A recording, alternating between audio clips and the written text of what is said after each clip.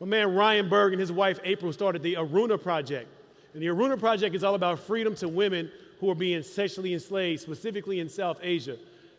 It's hard to imagine that in 2016 we are still talking about slavery, but we are, and it is extremely real for a lot of, especially women across this world.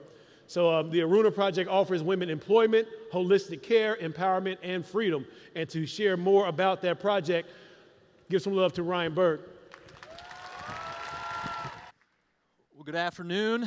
I know you've had plenty of speakers this great day of leadership. I'm going to go ahead and offer two disclaimers straight out of the gate.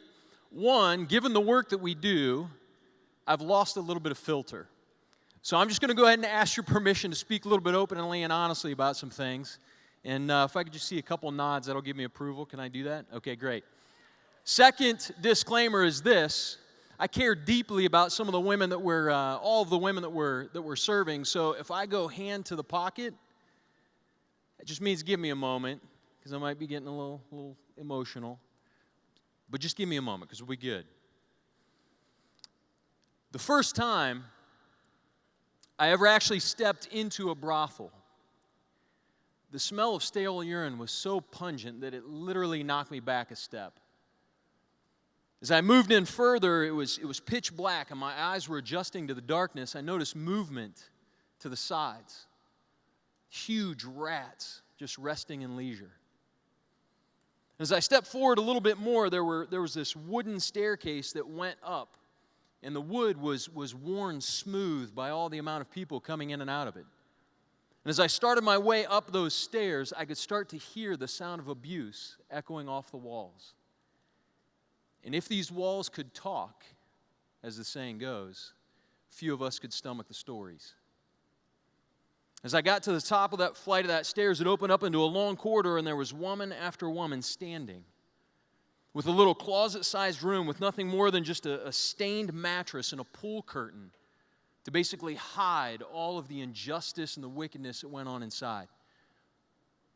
And as I looked into the eyes of some of these women, it was lifeless and hollow. And I was so naive, I didn't know what to do, that I thought, well, I've got to let them know something about freedom and about hope, about the hope of a better day, a brighter future.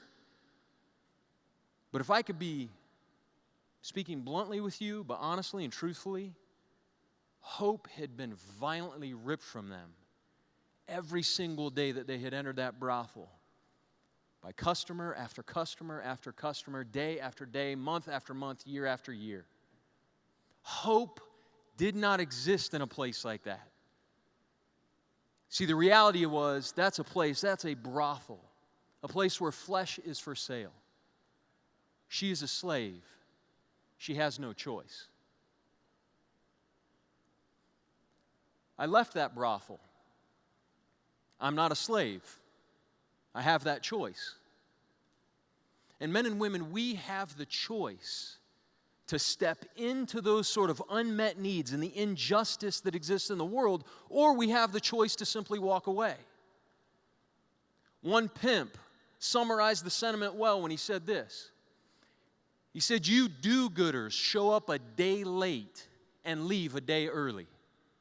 Summarizing in many ways the choice that many people make, to forego the needs of others and forego the reality of the injustice and walk the other way. It's a harsh reality and it's a harsh statement on the human condition. You see, Michael Sandel, a professor at Harvard, wrote a book related to injustice. And this is what he says in that book. It's entitled Justice, What's the Right Thing to Do? He makes a strong argument that the concept and the meaning of justice has been lost in our culture, where we really don't know how to define what that word means. And as a result of not knowing how to define that word, he makes reference to this idea that with a fractured definition, we no longer pursue or persevere when things get difficult, or at worst, it leads us to no action at all. In other words, without that sense and understanding of what definition is, we don't engage in the need. We simply walk the other way. We leave a day early. And the pimp is right. And the negative status quo of injustice continues on. Status quo. See, status quo is actually taken from a fuller Latin phrase. It's an interesting word that sometimes we use in our culture, and it essentially means the state in which things were before. History shows us that status quo is created by events prior to it. Events, occurrences, people's choices. And oftentimes, if there's negative intent, if there's self-interest at hand, then we can perpetuate a status quo that goes unchecked and has negative consequences and impact. History shows that it is far easier to oppress a people than to empower a people. History shows that it's far easier to seek out and live out a life of self-interest than it is to help try and meet the needs of another. And ultimately what happens is needs go unmet. Injustice continues on unchecked. Status quo remains the same. And men and women, I want to let you know, if we're going to step into the needs that exist out there, there's 5 things that we must do. We must have a clear definition of what justice is. I think one of the greatest definitions, and just a real quick summary, is from an old Hebrew word, mishpat, which has its root in the idea of doing what is right so that humanity would flourish. We must have a clear definition of justice. We must be able to identify the unmet needs and the injustice around us. After we've identified it, we need to then seek to understand, why is this need going unmet? Why is this injustice continuing to move forward? And then 4, we have to start to develop strategies to figure out how to engage the need. And 5, we need to implement. And then refine, refine, refine. Now, we could take time to talk about all of those things, but the singular thing I want to talk about, especially as we're talking about leadership today, is this. One single characteristic that you must have as you engage in the need. Perseverance. It's been talked about here. We've been talking about the idea of perseverance and character. Lauren just talked about the idea of courage. And perseverance is that thing that will allow us to continue to move forward. And here's why. When we consider the need for perseverance, when you step into challenging the status quo, you are stepping into conflict. You are stepping into difficulty. You will be stepping into resistance. And it requires perseverance. Because to truly step into need, to try and step into injustice and begin to try and create change, to break the negative status quo for the sake of those in need, if you're going to do that, it will cost you. History is full of people down through the ages, some who are well understood, well named, people that we would recognize, people that have been shown on the screen today, Dr. Martin Luther King, and many who are unnamed and unknown, that have truly given up their entire lives for the sake of stepping in and meeting needs, combating injustice. The cost is high. And yet, what we see is people are willing to take that extreme cost. They're willing to pay that extreme price. They're willing to persevere to the end. And the question that we ask is why? Why would somebody step into such need? Why would they move so hard into one direction that would even cost them their lives for the sake of another? And I think that why can be summarized simply in this. They've got a beautiful vision of something greater. You see, the idea of stepping into someone's need or combating injustice cannot be wrapped up in self-interest or mere duty. It's got to be eclipsed by something more beautiful. A more beautiful picture for the sake of those in need. A picture to see them flourishing and living life as it's meant to be lived. It's got to extend beyond the self. Elaine Scieri, another professor at Harvard, wrote a book called On Beauty and Being Just, and she writes this. She says, "You'll never be just simply because you have to.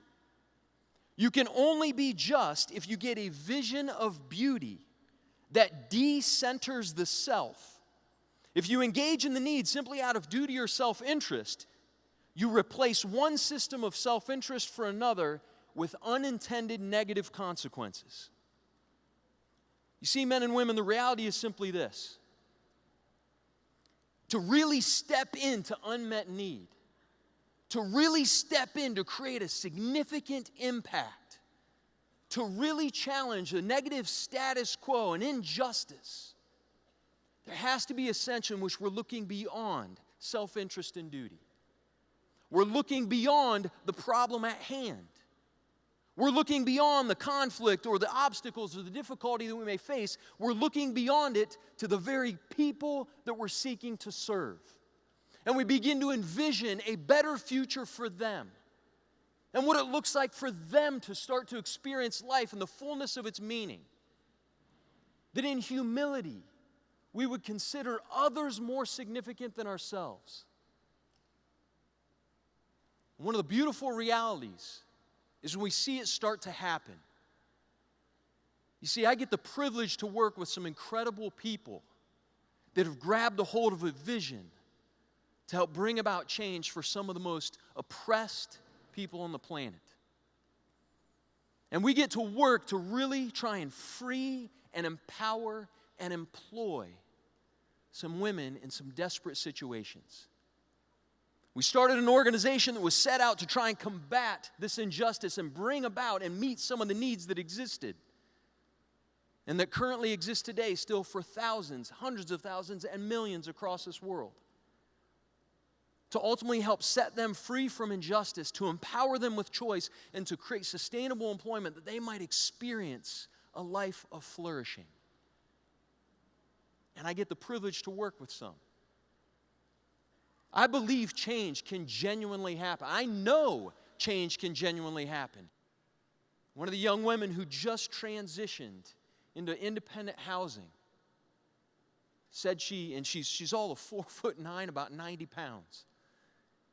And she said, I feel so much courage, nothing can stop me now. See, men and women, I believe that one day all the wrong things are going to be made right. All the broken things are going to get fixed. All the wounded areas are going to be healed. All the twisted stuff's going to be undone. And true human flourishing will exist.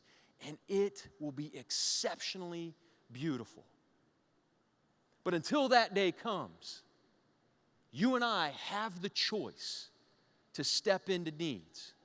You and I can't help everyone, but each of us can help someone. And we have the opportunity, whether it's simply an unmet need or whether it's a significant systemic injustice, we have the opportunity to prove that pimp wrong, to not show up a day late, to not leave a day early, but for the sake of those in need, to persevere to the end for their good. And men and women, that is a beautiful vision that we can get behind for the sake of those in need. So I challenge you, whatever you're stepping into, wherever you're going to go from here to try and create an impact in the needs that exist, you must persevere for the sake of those in need. Thank you.